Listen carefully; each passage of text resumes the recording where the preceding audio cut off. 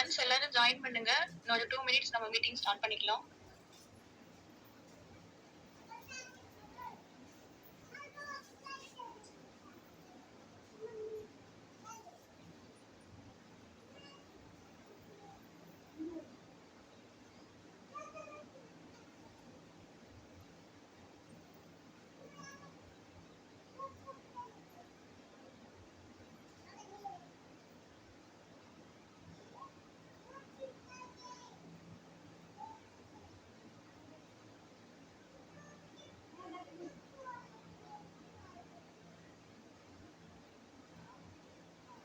Okay friends, meeting join start பண்ணிக்கலாம். நான் முதல்ல ஸ்க்ரீன் ஷேர் பண்ணிக்கிறேன்.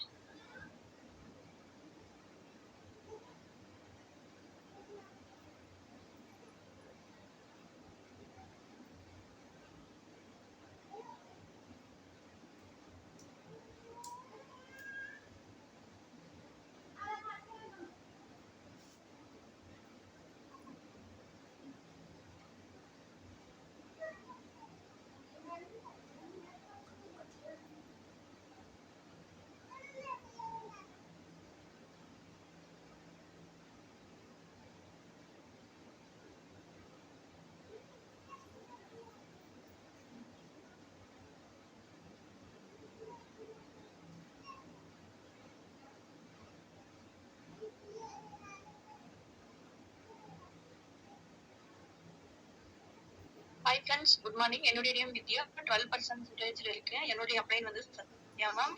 நேற்று பூவிருந்தால் உனக்கு வெற்றி அப்படிங்கிற டாபிக்ல வந்து ஸ்டார்ட் பண்ணோம். நேற்று பார்த்ததை பத்தி ஒரு கிளான்ஸ் பார்த்துட்டு திரும்ப அதனுடைய கண்டினியூட்டி வந்து பூவிருந்தால் உனக்கு வெற்றி. அதுல வந்து என்ன சொல்லியிருக்காங்க அப்படின்னா, ஒரு சில டைம்ல வந்து நீங்க எடுத்த முடிவு தப்பா கூட இருக்கலாம், இருந்தாலும் நீங்க வந்து அதை சக்சஸ் பண்றீங்க அப்படின்னு சொல்லியிருக்காங்க. இதுல வந்து சில முயற்சிகள் வந்து வெற்றியை தரும், சிலது வந்து தராம இருக்கும். ஆனா அதுக்கு வந்து நம்ம சரியான காரணத்தை வந்து சொல்ல முடியாது. நம்ம அதை பத்தி யோசிக்காம நெக்ஸ்ட் என்ன ஒர்க்கோ அதை பார்த்து நம்ம போயிட்டே இருக்கணும். அதுக்கப்புறம் வந்து இவரு பிகாசோ, பிளாக்கியூஸ், கிளீஸ், மேட்டிஸ் இந்த 4 பேருத்தோட கலை படைப்புகளை வந்து பெக்யூன் வந்து அதாவது ரொம்ப அதிகமான விலைக்கு 100 மில்லியன் யூரோக்களை விட அதிக மதிப்புக்கு வந்து வித்து அவர் வந்து அதுல சாதனை பண்ணிருப்பாரு. அதே மாதிரி இப்ப கலை அப்படிங்கிறது என்ன சொல்றாங்கன்னா, வாங்க போறதோட எண்ணத்தையும் மதிப்பையும் பொறுத்துதான் அமையுது. அதுக்கு வந்து ஒவ்வொருத்தரையும் ஒவ்வொரு மாதிரியான இது வந்து கொடுத்திருக்காங்க. அதுல வந்து ஒரு திறமைன்னு சொல்லலாம், ஒரு சிலர் வந்து அது அதிர்ஷ்டம்னு சொல்லலாம். இன்னொன்னு வந்து கொரேசன் ரிசர்ச் அப்படிங்கிற ஒரு முதலீட்டு நிறுவனம் வந்து அதுக்கு 3வது ஒரு விளக்கத்தையும் கொடுத்திருந்தாங்க. அதை பத்தி நம்ம பார்த்திருந்தோம். அதுக்கப்புறம் வந்து இப்போ அதாவது ஒரு தொகுப்பா ஒரு பொருள் நம்ம வாங்கி வைக்கிறோம் அப்படின்னா அதுல 99% வந்து அதுக்கு மதிப்பு வேல்யூ வந்து கம்மியாவே இருக்குது அப்படின்னாலும் அந்த 1% கிடைக்கிற வேல்யூ வந்து அந்த 99% நம்ம லாஸ் ஆச்சு இல்ல, அதனுடைய வேல்யூ வந்து ஈடுகட்டி கொடுத்துரும். அந்த 1% சக்சஸ் ஆனாவே இழந்த மதிப்பை நம்ம திரும்ப வாங்கிடலாம் அப்படின்னு அதை பத்தி சொல்லியிருந்தாங்க. அதுக்கப்புறம் வந்து இவரு வால்ட் டிஸ்னி அவர் வந்து இயக்கப்படம் தயாரிக்கிறதுல வந்து மிகவும் பிரபலமானவர். அவரு வந்து அதாவது நிறைய படங்கள் அந்த 1930 வந்து நிறைய படங்களை வந்து அவர் தயாரிச்சிருக்காரு. 400 படங்களுக்கு அவர் தயாரிச்சிருக்கிறாரு. அந்த படத்துல அவர் தயாரிச்சதுலயே ஸ்னோ ஒயிட்டும் 7 புள்ளர்களும் அப்படிங்கிற படம் வந்து அவருக்கு மிகப்பெரிய அளவுல வருமானத்தை கொடுத்துச்சு, மிகப்பெரிய புகழையும் அவருக்கு வாங்கி கொடுத்திருக்கு. அது மட்டும் இல்லாம அதாவது அவர் வந்து நிறைய படங்கள் தயாரிச்சிருந்தாலுமே பல 100 மணி நேரம் தயாரிச்சிருந்த படத்தை காட்டிலும் இது வந்து வெறும் 83 நிமிஷம் மட்டும்தான் ஓடிருக்கு. ஆனாலும் இது வந்து அவருக்கு புகழை வந்து தேடி கொடுத்திருக்கு அப்படின்னு சொல்லியிருக்காங்க. அதுக்கப்புறம் பார்த்தா அதாவது நம்ம இப்ப எந்த ஒர்க்கை ஸ்டார்ட் பண்றோம் அப்படின்னாலுமே அதை ஆரம்பிச்ச உடனேயும் பாதியில ஏதாவது ஸ்ட்ரகிள் வருது அப்படின்னா அதை ஃபேஸ் பண்ணாம விட்டுட்டு அதை அப்படியே விட்டுறக்கூடாது. கடைசி வரையிலும் அதை நின்று நம்ம போராடி ஜெயிக்கணும்.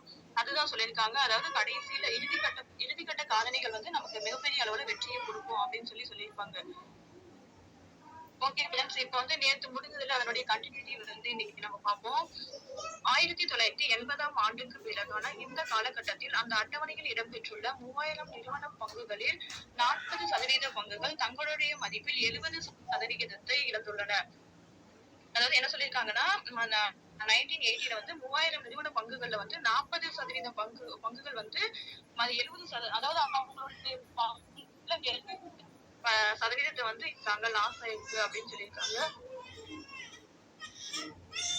வெறும் 7% நிறுவன பங்குகளே இந்த மாதிரி 3000 அட்டவணையின் மொத்த லாபத்துக்கு காரணமான பங்குகளாக அமைகின்றன.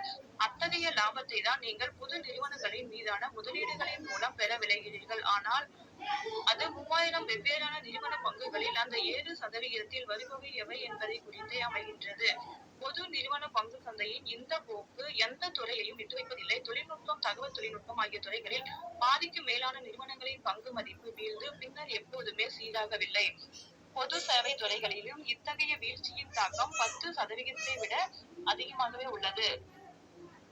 அதாவது தகவல் தொழில்நுட்பத்துல வந்து வீழ்ந்துச்சுன்னா அது திரும்பவும் வந்து எழுந்திருக்கவே இல்ல, சீராகவே இல்ல அப்படின்னு சொல்லியிருக்காங்க. இதனுடைய மதிப்பு வந்து 10%ஐ விட அதிகமா இருக்குதுன்னு சொல்லியிருக்காங்க. இதுல சுவாரஸ்யமான தகவல் என்னவென்றால், ஒரு பொது நிறுவனமாக உயர்ந்த பின்னர் ரஷல் வந்து 3000 பங்குகளில் ஒன்றாக உங்கள் நிறுவனம் இடம்பெற வேண்டுமென்றால் நீங்கள் ஒரு குறிப்பிட்ட அளவிலான வளர்ச்சியை அடைந்திருத்தல் அவசியம். இந்த அட்டவணையில் இடம்பெறும் நிறுவனங்கள் அனைத்தும் ஏதோ ஓர் இரவில் திடீரென்று தோன்றிய புது நிறுவனங்கள் இல்லை. பல ஆண்டுகள் தொடர்ச்சியாக வெற்றியை தக்கவைத்துக் கொண்டிருக்கும் நிறுவனங்கள். இருந்த போதிலும் இந்த நிறுவனங்களின் வாழ்காலம் ஆண்டுகளால் எண்ணப்படுகின்றனவே அன்றி பல தலைமுறைகளை கண்டவை அன்று. அதாவது ரசல் வந்து என்ன சொல்லியிருக்காரு அப்படின்னா, அந்த 3000 பங்குகள்ல வந்து உங்களுடைய நிறுவனமும் ஒரு இடத்துல இருக்கணும் அப்படின்னு நீங்க நினைச்சீங்கன்னா, அது அதாவது குறிப்பிட்ட ஒரு வளர்ச்சி வந்து அது அடைஞ்சிருக்கணும். அது மட்டும் இல்லாம அந்த அப்படி இருக்கிற அந்த கம்பெனி வந்து திடீர்னு ஒரு நைட்ல வந்து இப்ப ஒரு பாட்டுல எல்லாம் சொல்லுவாங்கல்ல, ஒரே பாட்டுல வந்து அவங்க பணக்காரங்க ஆயிடுறாங்கன்னு சொல்லி காட்டுறாங்களா, அந்த மாதிரி இல்லாம ஒரு இரவுல அது வந்து திடீர்னு பெரிய கம்பெனியா வந்தது கிடையாது. அதனுடைய வளர்ச்சி வந்து பல ஆண்டுகள் வந்து தொடர்ச்சியா அவங்க வெற்றியை வந்து அவங்க தக்க வச்சுட்டு இருந்திருப்பாங்க. அது மட்டும் இல்லாம அது ஆண்டுகளை தான் வச்சிருப்பாங்களே தவிர அது வந்து தலைமுறையா அந்த கம்பெனி வந்து வந்தது கிடையாது அப்படின்னு சொல்லியிருக்காங்க. அதே மாதிரி 1980 முதல் 2014 காலகட்டத்தில் மிகப்பெரிய நஷ்டத்தை எதிர்பார்க்கிற நிறுவனங்களோட சதவீதம் வந்து இங்க கொடுத்திருக்காங்க. அடுத்தது உதாரணத்திற்கு ரசல் 3000 அட்டவணையில் பெற்றிருந்த காரல்கோ என்ற நிறுவனத்தை பார்ப்போம்.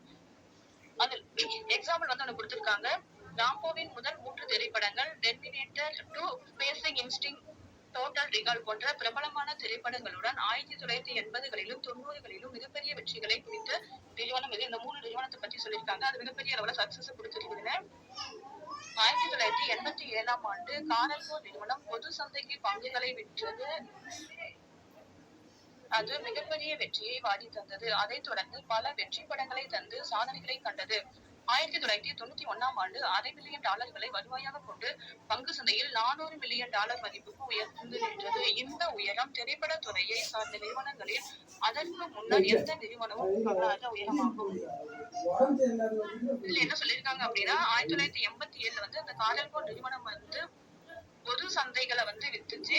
அது வந்து 1991ல பல வெற்றி படங்களை வந்து சாதனைகளை கொடுத்து $400 மில்லியன் அளவுக்கு அதிக அளவுக்கு மதிப்பு வந்து உயர்ந்து இருந்திருக்குது. இதுக்கு முன்னாடி இந்த மாதிரி ஒரு எந்த நிறுவனமும் இந்த அளவுக்கு சாதனைகளை கொடுக்கல அப்படின்னு சொல்லியிருக்காங்க.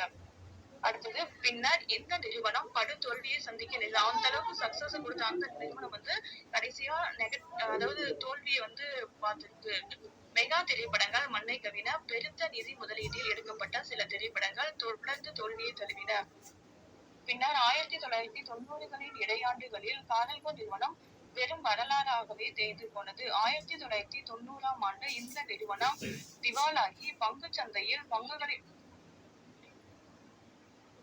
1996ஆம் ஆண்டு இந்த நிறுவனம் திவாலாகி பங்கு சந்தையில் பங்குகளின் மதிப்பு 0 தொட்டு ஒரு பேரழிவை சந்தித்தது. இதை போன்ற பேரழிவுகள் 10ல் 4 பொது நிறுவனங்கள் சந்திக்கின்ற நிகழ்வுகளாகும். விரிவாக சொல்லும் அளவிற்கு காரல்கோ நிறுவனத்தின் அழிவு தனித்தன்மை வாய்ந்ததல்ல, மிக சாதாரணமாக நடக்கும் நிகழ்வே ஆகும்.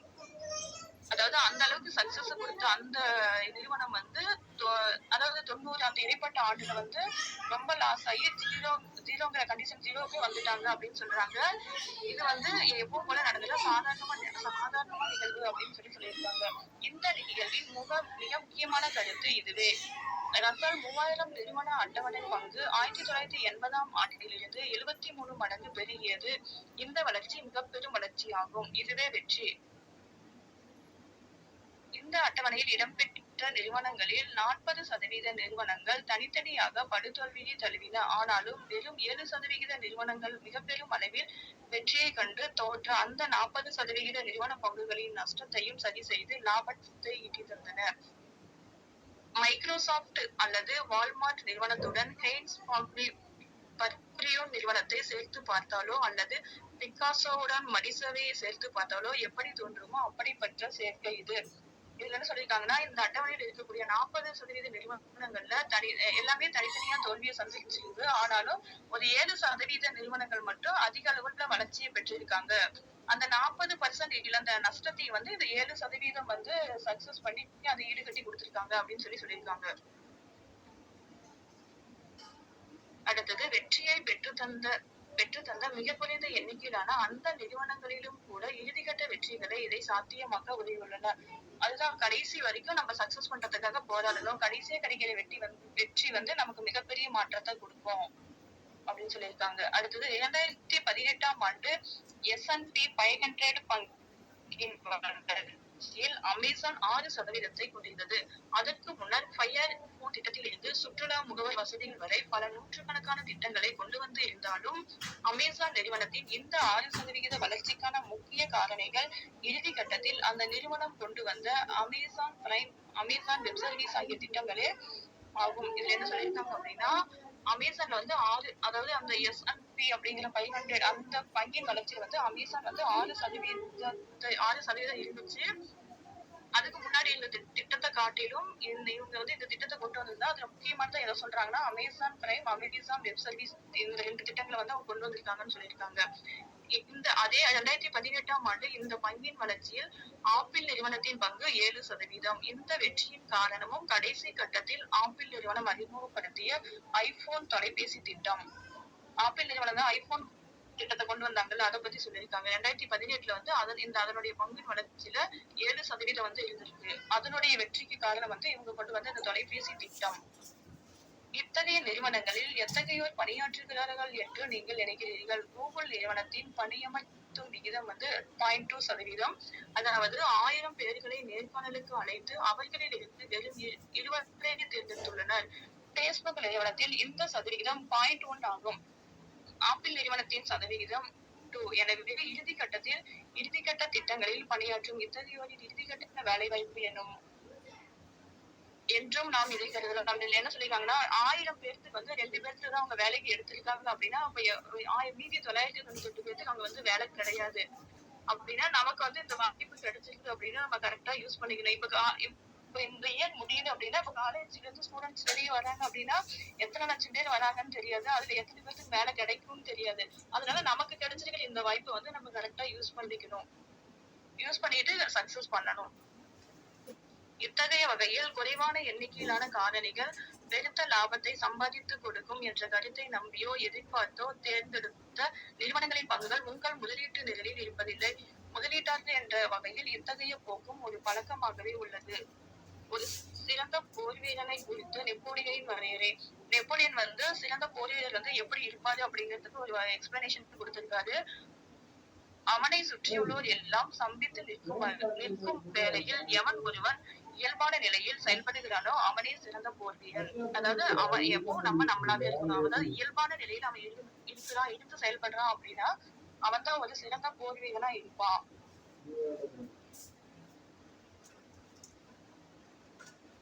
பெருமளவிலான பொருளாதார ஆலோசனைகள் என்பது இன்றைய தினத்தை குறித்தனவாகவே இருக்கின்றன. நீ இன்றைக்கு இப்போதைக்கு என்ன செய்தல் வேண்டும், இன்றைய நிலையை எந்த பங்குகள் சிறப்பாக தெரிகின்றன. ஆனால் பெரும்பாலான நேரங்களில் இன்று என்பது அவ்வளவு முக்கியம் வாய்ந்ததாக இருக்காது.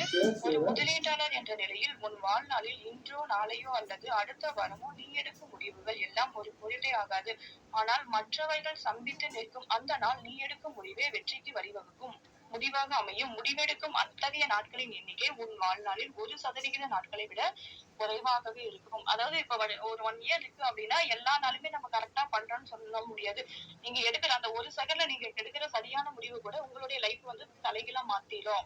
அதுதான் அவங்க சொல்லியிருக்காங்க. அதாவது நீ எடுக்கும் முடிவே வெற்றிக்கு வழிவகுக்கும் முடிவாக அமையும். முடிவெடுக்கும் அத்தகைய நாட்களின் எண்ணிக்கை வந்து உன் வாழ்நாளில் அதாவது 1% மட்டும்தான் இருக்கும், 1% மட்டும்தான் இருக்கும். அப்படின்னு சொல்லியிருக்காங்க. அந்த முடிவு வந்து நம்ம கரெக்டா எடுத்தா நம்ம சக்சஸ் பண்ணிடலாம். 1990ஆம் ஆண்டிலிருந்து 2019ஆம் ஆண்டு வரை ஒவ்வொரு மாதமும் நீங்கள் $1 மட்டும் சேமிப்பதாக கொள்ளுங்கள். அந்த $1 மாதம் மாதம் நீங்கள் அமெரிக்க பங்கு சந்தையின் நிலைமை எவ்வாறாக இருந்தாலும் முதலீடுவதாக கொள்ளுங்கள். பொருளாதார வல்லுநர்கள் பங்கு சந்தையின் அன்றைக்கான நிலவரத்தை அது மந்த நிலையில் உள்ளது என்றோ அல்லது உயர்ந்து உள்ளது என்றோ எப்படி கூறிக்கொண்டிருந்தாலும் உங்களுக்கு அப்புகழ் எல்லாம் ஒரு பொருட்டே இல்லை. நீங்கள் தொடர்ந்து மாதம் மாதம் அந்த $1 முதலிட்டுக் கொண்டிருங்கள். இத்தகைய முறையை பின்பற்றும் ஒரு முதலீட்டாளரின் பெயரை நாம் சூசன் என்போம். என்ன சொல்லியிருக்காங்கன்னா, நம்ம மாசம் மாசம் வந்து ஒரு ஒரு அமௌண்ட், அதாவது ஒரு அவங்க வந்து அதுல டாலர்னு சொல்லியிருக்காங்க. நம்ம அதுல வந்து ஒரு அமௌண்ட்டை வந்து நம்ம செலுத்திட்டே இருக்கோம்னு சொல்லியிருக்காங்க. முதலீடு பண்ணிக்கிட்டே இருக்கோம். அது வந்து ஏற்றமா இருந்தாலும் சரி, இறக்கமா, அதாவது பொருளாதார உள்ளவர்கள் பங்கு சந்தையின் அன்றைக்கான நிலவரத்தில் இருந்தது, அதாவது மந்த நிலையில் இருந்தாவோ அல்லது உயர்ந்து இருந்தாவோ அதை பத்தி எதையும் கவலைப்படாம நீங்க அதை பத்தி தொடர்ந்து மாதம் மாதம் வந்து அந்த டாலரை முதலீடு செஞ்சுக்கிட்டே இருக்கீங்க. அப்படி அந்த முதலீடு செய்யற அதுக்கு பேர் வந்து சூசன் அப்படின்னு சொல்றாங்க. இருக்கும் காலத்தில் முதலீடுவது சற்று அச்சமூட்டுவதாக கூட தெரியலாம். எனவே பொருளாதாரம் மந்த நிலையில் இல்லாத காலத்தில் மட்டும் அந்த $1 மாதம் மாதம் நீங்கள் முதலீடு செய்யுங்கள். பொருளாதாரம் மந்தமாக இருக்கும் காலத்தில் உங்களிடம் இருக்கும் பங்குகளை விற்று பொருளாதாரம் சரியான நிலைக்கு அடைந்தவுடன் மீண்டும் முதலீடுங்கள். இதை என்ன சொல்லியிருக்காங்கன்னா, அதுல வந்து எப்படி இருந்தாலும் நம்ம இன்வெஸ்ட்மெண்ட் பண்ணிட்டே இருங்கன்னு சொல்லியிருக்காங்க. ஆனா இதுல வந்து ஒரு சிலருக்கு வந்து அதாவது மந்தமா இருக்குது அப்படின்னா நம்ம எப்படி இன்வெஸ்ட்மெண்ட் பண்றதுன்னு சொல்லிட்டு யோசிப்பாங்க. அந்த டைம்ல நம்ம எப்படி இன்வெஸ்ட்மெண்ட் பண்றதுன்னு சொல்லிட்டு யோசிப்பாங்கல்ல. அப்ப என்ன சொல்றாங்கன்னா, அந்த ஊர்ல நம்ம வெயிட் பண்ணிட்டு திரும்ப அது வந்து சீராக வரும்போது வந்து நம்ம முதலீடு வெயிட் பண்ணிட்டு திரும்ப அது நல்ல நிலைமைக்கு வரும்போது நம்ம முதலீடு பண்ணணும்னு சொல்றாங்க. அந்த மாதிரி நிலைமைக்கு பேர் வந்து ஜிம் அப்படின்னு சொல்றாங்க. அடுத்தது, இப்படியெல்லாம் இல்லாமல் ஒருவேளை பொருளாதாரம் மந்த நிலை முதல் 1-2 மாதங்களுக்கு உங்களை பயமுறுத்தலாம். பின்னர் நீங்கள் நம்பிக்கை பெற்று மீண்டும் உங்கள் முதலீட்டை தொடர்கிறீர்கள். மந்த நிலை இல்லாத காலங்களில் $1 முதலீட்டு 6 மாதங்கள் கழித்து மந்த நிலை தொடங்கும் போது விற்று நிலை மீண்டும் மாறும் போது பங்குகளை வாங்குகிறீர்கள். இதுல என்ன சொல்லியிருக்காங்கன்னா, அந்த மாதிரி இல்லாம முதல் ஒரு 2 மாசத்துக்கு மட்டும்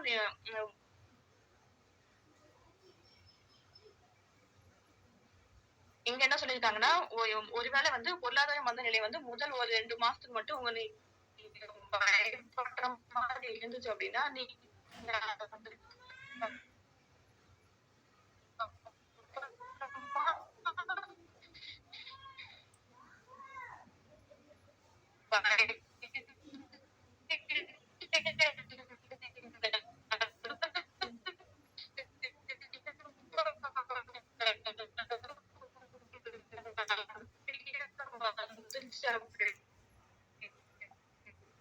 சொல்லியிருக்காங்க. ஓகே, இன்னைக்கு வந்து நம்ம என்னென்ன பார்த்தோம்னு சொல்லிட்டு உங்களுக்கு நான் ஒரு கிளான்ஸ் சொல்லிடுறேன்.